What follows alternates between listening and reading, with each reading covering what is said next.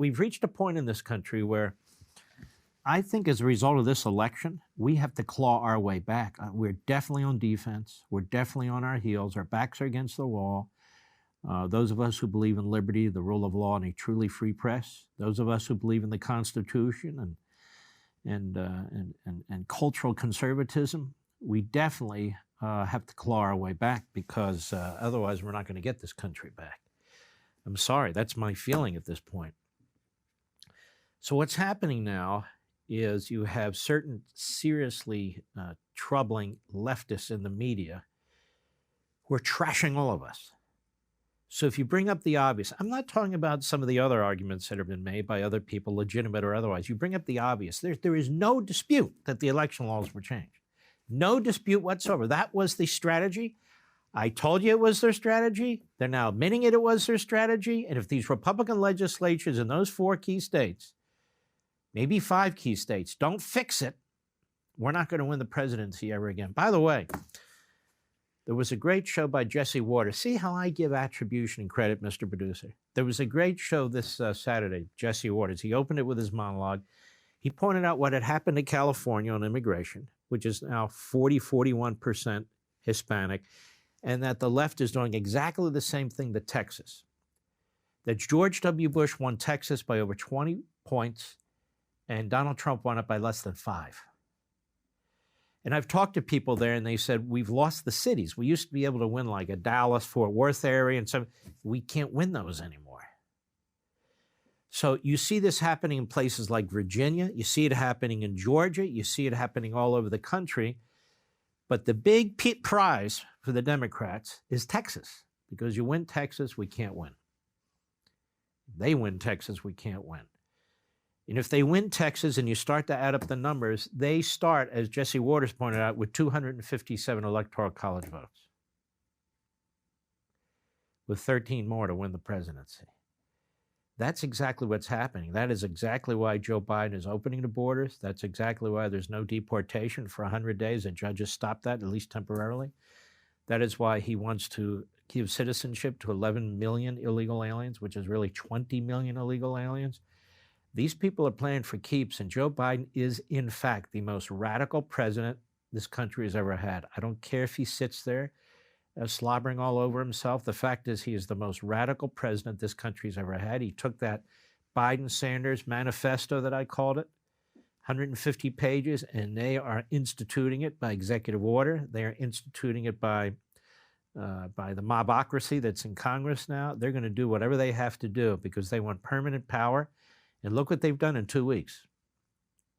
Look what they've done in 2 weeks. It's appalling. And in the meantime, we Republicans out there, we're still attacking Donald Trump. We're still attacking you and me. It's like, what world do these fools live in? They are truly unbelievable. Jake Tapper used to be a serious journalist. He used to work for ABC. He used to be a White House correspondent. I went on a show once or twice, I think, Mr. Producer, but that was it. He kept inviting me back, and I said, no, that's all right. I don't want to be on CNN. But it's before CNN actually became as repulsive as it is today. He has lost his mind. He was always a partisan, but he tried to control it, but he's lost his mind. People mock him on social media.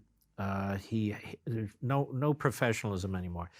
So now that Donald Trump is in Florida, he's attacking Trump supporters. He's attacking people who question the election results.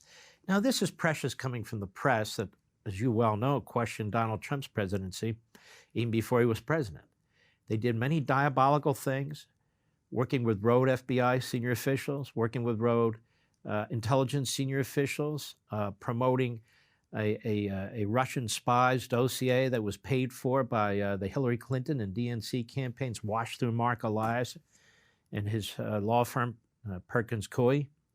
So much diabolical stuff took place. And so now if you point out what took place in the last election, I'm not talking about kooky stuff, but legitimate points, which now they're bragging about.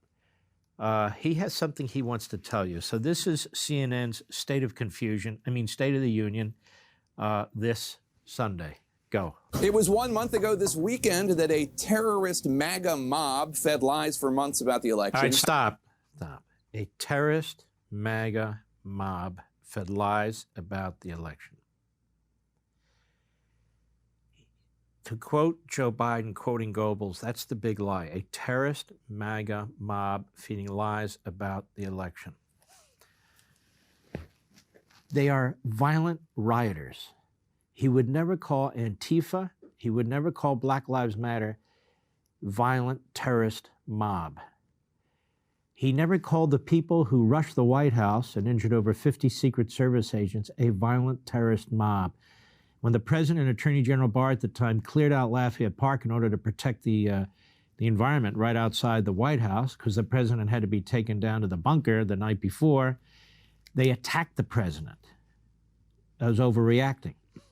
And of course, as you well know, and I've said it many times, but context is crucial. When these same people, Black Lives Matter and Antifa, attacked that federal courthouse in Portland for 100 nights straight, basically shutting down the cause of justice in a federal courthouse, they never called them a terrorist mob, a terrorist left-wing mob. So language is important. And CNN and Jake Tapper and his ilk are not interested in the truth. They never say a mostly peaceful crowd of hundreds and hundreds of thousands, and a relative small number of them attacked the Capitol building in a pre-planned attack. He has the evidence. The New York Times has put out the evidence. They got the memo that this was a pre-planned attack. They got the report in the Washington Post, he does, that the pipe bombs that were so concerning were planted the night before. There's even a piece now in the New York Times talking about muddled intelligence hampered response to the Capitol, that they were concerned about an attack, but they didn't think it would actually happen. So they had two opportunities to address it. And yet this is how he reports this. It's a MAGA rioters attack. So Black Lives Matter, in this report that was out in Time magazine, basically, even though it's not part of the Democrat Party officially, was kind of taking its orders from that group that was backing Biden about turning on and turning off the violence. Think about that. And that's why you saw after the election, there was no rioting, there was no burning of these buildings and so forth. But Jake Tapper would never say the Democrat Party mobs, the Democrat Party domestic terrorists, the Democrat Party violent rioter. He would never do that. Go ahead. An insurrection that cost at least... It was not an insurrection. I know they're going to play the pictures and so forth. That was not an insurrection. If the president wanted an insurrection, you would have seen tanks. You would have seen jets over the Capitol. He would have made an affirmative statement that it was an insurrection. This started 20 minutes before he even completed his speech, according to a timeline you can pull from the New York Times piece. Look how long it's taking me to unravel just the first or second sentence of what Jake Tapper says. But this is what they want the history to be. To destroy not only Trump, but to destroy you, his supporters, to destroy anyone who voted for him, and overall to destroy conservatives, except for these so-called never-Trumpers. That's the goal here. That's the propaganda here. Go. Including Capitol Police Officer Brian Sicknick. Excuse me, Brian Sicknick was not killed from a battery with a fire extinguisher. He was not hit over the head. His network has been reporting for weeks now that he was. There was another report out from his network that says apparently he was not. I don't know how he passed away. Nobody knows how he passed away. CNN reported the other day they didn't know how he passed away. The autopsy's not public.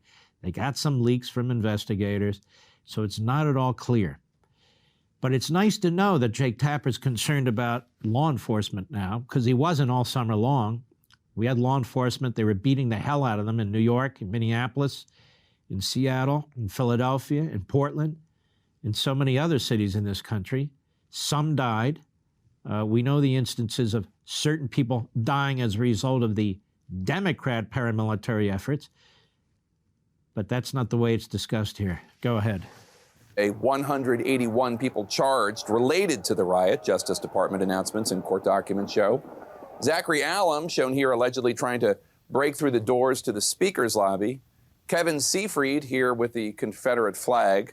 Rachel Powell, shown here with the bullhorn. You know, it does amaze me that they don't report, again, about Antifa, Black Lives Matter this way. They're Marxist groups. There's no question about it. They're Marxist organizations. and they don't report about the flags that they're carrying. Bullhorns? Bullhorns? Does not Antifa and Black Lives Matter have bullhorns? Of course they do, but they had more than that. They had a lot of weapons. They were organized, military, weapons, every one of them, umbrellas to block the cops, Molotov cocktails, spears that were used to carry the flags, but then were used against the police officers, lasers, which harmed the eyesight of several of the officers, and I could go on and on and on. This does not excuse what happened at the Capitol, but a news person has an obligation to at least be honest enough to report straight. Go. That none of them are wearing masks correctly is a testament not only to the fact that they also ignored health guidelines during the pandemic. Well, it's so stupid. People are attacking a building and he's concerned they're not wearing masks. You know, this is like people say, okay, we convicted this killer of a capital offense. He's going to get the electric chair, but let's charge him with a hate crime. What? What's the point of that? Although in Virginia, my state for now, looks like they're going to do away with the death penalty. It's unbelievable what's happening in this country, in my view. Anyway, go ahead. They did not think that they would be held accountable for their actions. How do you know that? What is this guy? What does he do? What is this show, State of the Union? This is just another platform for a left-wing hack, former Democrat staffer, to spout off. They did not think they would. You know what's amazing about it? He said there were 180 people arrested and charged so far, right, Mr. Producer? 180? How many Black Lives Matter and Antifa people have been charged? Maybe 180, maybe 1,080. How many of them were bailed out thanks to people like Kamala Harris and our corporations in this country and professional football and basketball donating to a fund to bail them out under bail reform? Go ahead. We're going to walk down to the Capitol. You'll never take back our country with weakness. And indeed, a number of Wow. That's, you know, the big lie. He takes what the president said completely out of context. Why doesn't he talk about peacefully and patriotically? This is a setup for the impeachment hearing right here. The impeachment trial. This is a setup where the media and the Democrats work together, hand in glove. To take those two sentences out of context like that, notice he's never done anything like that to Chuck Schumer, who is in front of the Supreme Court, pointed to the Supreme Court, threatened Gorsuch and Kavanaugh, told the mob to go to the Supreme Court. And they did. They tried to break down the 13-foot bronze doors. Told the mob during the Kavanaugh hearings to get in the face of members of the Senate. They went into the Senate hearings. They disrupted the Senate hearings. They went in the elevators. They were in the face of United States senators and so forth. I don't remember any reporting like this about that insurrection. Do you? No. Go. insurrectionists are now saying that they did what they did because they thought the then president. So they just call them all insurrectionists. And that's what the media wants to call these people forever. They are violent rioters who are criminals. They're not insurrectionists. But they can't stop, even on the floor of the House and the Senate, the Democrats, insurrectionists. Insurrectionists. You know, for the left, it's mostly peaceful when they're rioting and looting and arson. I didn't see any looting. I didn't see any arson on January 6th. I saw something horrific, something we have condemned, and we condemn all the violence. But he does not, and nor do most of the rest of the media. I know this is painful, but I have to break this down.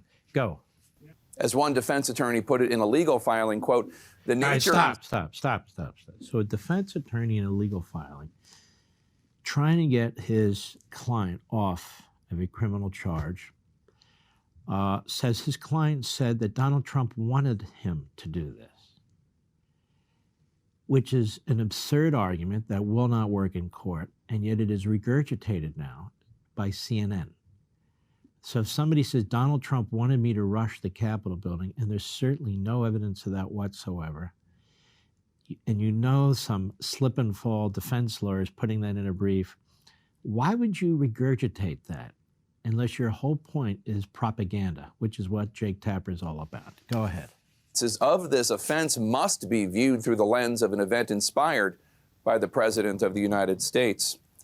According to a New York Times opinion piece, about 40% of the phones tracked near the rally stage. A New York Times opinion piece? Isn't this a news show, Mr. Producer?